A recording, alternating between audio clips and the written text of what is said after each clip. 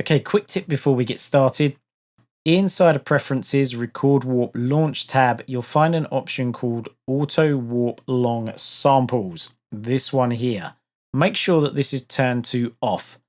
Basically, what happens is Live makes a mess of warping any audio that you drop in that's really long, and oftentimes you'll find yourself deleting unwanted warp markers. So save yourself the hassle and turn that off. Then when you drag your audio in, it's going to look like this. You're going to need to turn warp on.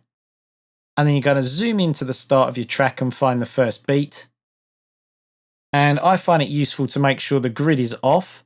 And we're just going to find the beginning of this. So literally, I'm just going to drop my marker in, right click and select set 1.1.1 from here.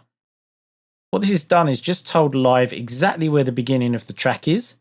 And I'm just then going to zoom out, put my grid back on, and count to the fifth beat. 1, 2, 3, 4, 5. Now I want this fifth beat to line up with the number 2. Okay, so the beginning of our second bar. And here's how we're going to do it. Dive down into segment BPM. If this is not a whole number, type 1 in. So if this was 126.34, I would just type 126 in. Make sure it's highlighted.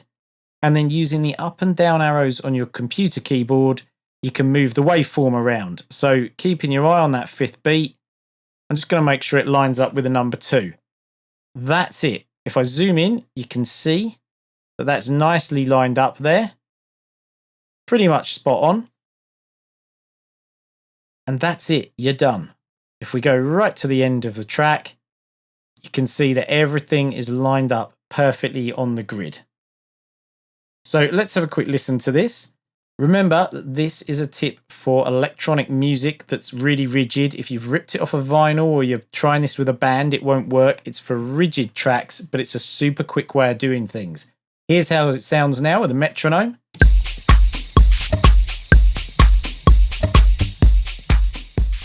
So I hope you found that useful. You'll be able to fly through your collection now, warping your tracks ready for your DJ sets.